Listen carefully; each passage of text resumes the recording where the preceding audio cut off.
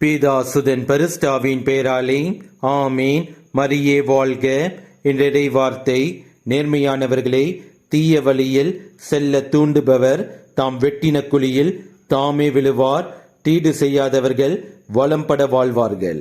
Whoever leads the upright along an evil path will fall into their own trap, but the blameless will receive a good inheritance. நீதிமொழிகள் அதிகாரம் 28 வசனம் 10. நம் கடவுள் இயேசு கிறிஸ்து உங்களை நேர்மையாக வாழ்வதற்காக அழைக்கின்றார்.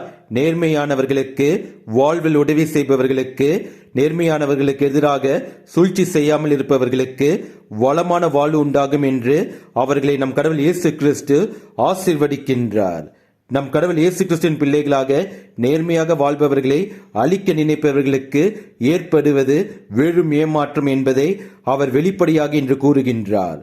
நேர்மையாக வாழ்வதால் நம் கடவுள் இயேசு கிறிஸ்துவின் பாதுகாப்பு நமக்கு எப்பொழுதும் இருக்கும். இயேசுவுக்கே புகழ். மரியே வாழ்க. ஆமேன். என்னில் வாரும் என் இயேசுவே, என்றும் என்னோடு உறவாடவே, நீரின்றி ஒன்றில்லையே, இங்கு நீதானே என்னில்லையே. என்னில் வாரும் என் இயேசுவே, பயணம்தான் நான் செல்ல பாதையும் நீயாகவே, வழியெல்லாம் துணையாக, வாழ்வெல்லாம் இனிதாகவே, சுமையெல்லாம் சுகமாக, பகையெல்லாம் பரிவாகவே, நினைவெல்லாம் நிறைவாக, நெஞ்சோடு நீ வாழவே. தேவா எழுந்து வா, தேடும் அமைதிதான்.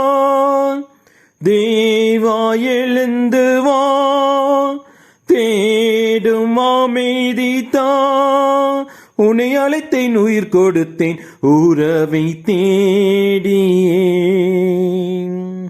என்னில் வாரும் என் இயேசுவே, என்றும் என்னோடு உறவாடவே, நீரின்றி ஒன்றில்லையே, இங்கு நீதானே என்னில்லையே. என்னில் வாரும் என் இயேசுவே.